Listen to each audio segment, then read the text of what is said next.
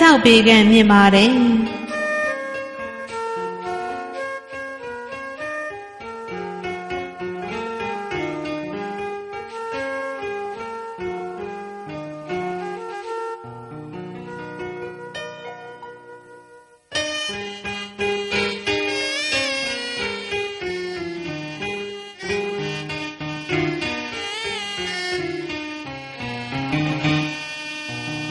စေရီတော်ကြီးရဲ့အောက်ဆုံးပြည့်စရန်1400မှာအရက်လေးမျက်နှာကိုမျက်နှာမူထားတဲ့ဘူးကောင်းတစ်ခုနဲ့ခန္ဓာကိုယ်နှစ်ခုပါတဲ့ဘူးရုပ်စုစုပေါင်း10ရုပ်ရှိပါတယ်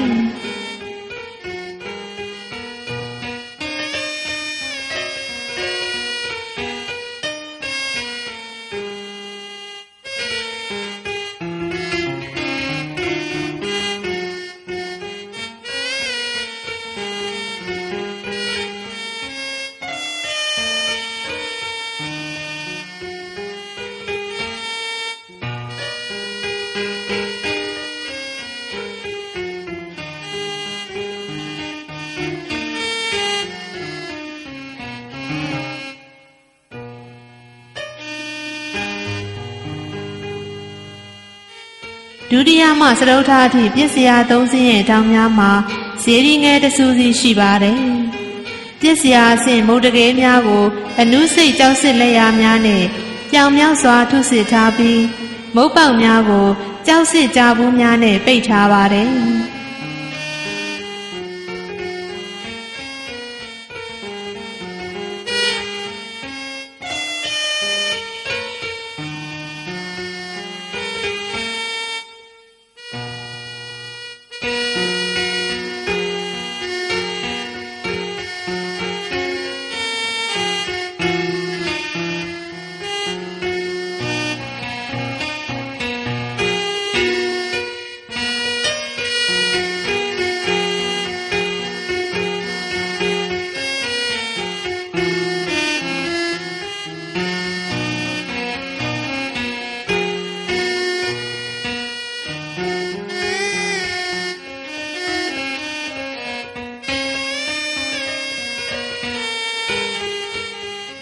စေတီတော်ရဲ့အမြင့်ကတော့ပေ100ခန့်ရှိပါတယ်ရှင်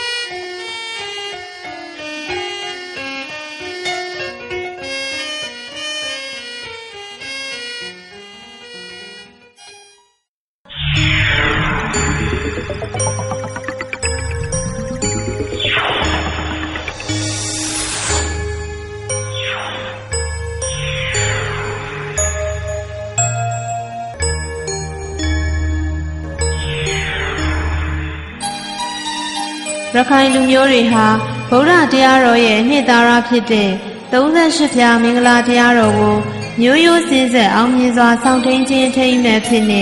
စန္ဒသုရမရာဇာဘုရင်ကြီးရဲ့သားတော်ဥက္ကာပလရာဇာမင်းဟာကောဇာတက္ကရာ1049ခရစ်နှစ်1685ခုမှာမင်္ဂလာမန်အောင်စေတီတော်ကြီးကိုစတင်တည်ထားခဲ့ပါတယ်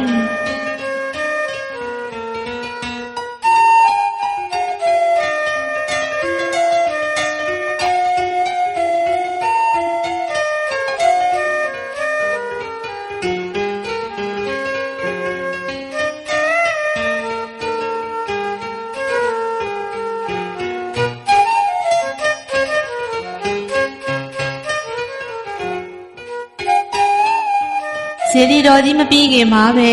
ဥက္ကာပလမင်းဟာလက်ရွာဆန်သွားတဲ့အတွက်မင်းကြီးရဲ့ညီတော်ဝရဓမ္မရာဇာဘုရင်ကြီးကပြီးစီးအောင်တည်ထားတော်မူခဲ့ပါတယ်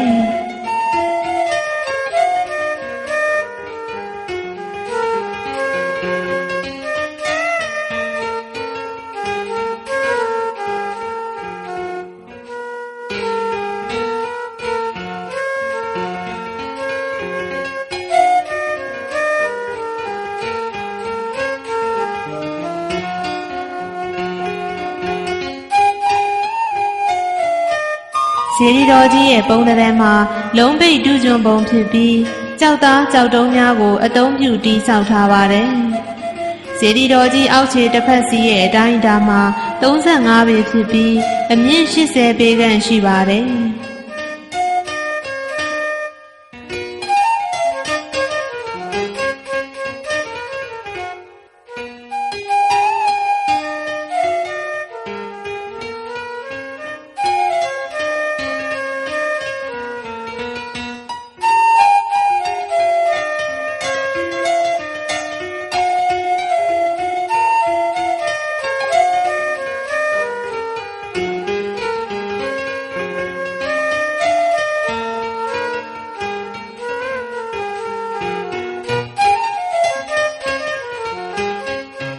စေတီတော်ကြီးပတ်လည်ပြည့်စည်ရန်နှစ်စင်မှာကြောက်ညိုစင်းတုဖျားများကိုထည့်သွင်းပူဇော်ထားတဲ့မုတ်ကပ်ပါတကယ်ငယ်8ခုရှိပါတယ်။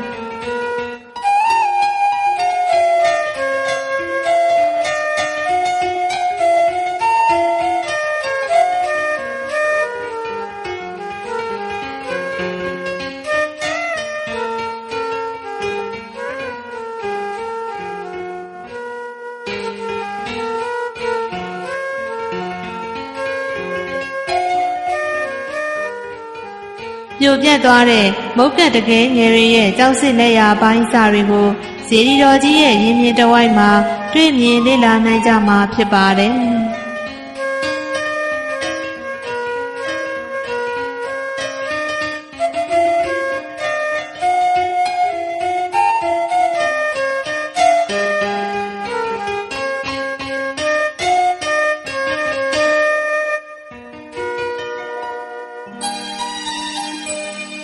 စေတီတော်ကြီးကိုမဟာယံတိုင်းကြီးများဖြင့်ကာယံထားပြီးအရက်လေးမျက်နှာမှာကြောက်လေကားတစ်ခုစီနဲ့မုတ်ပေါက်တစ်ခုစီထားရှိပါတယ်။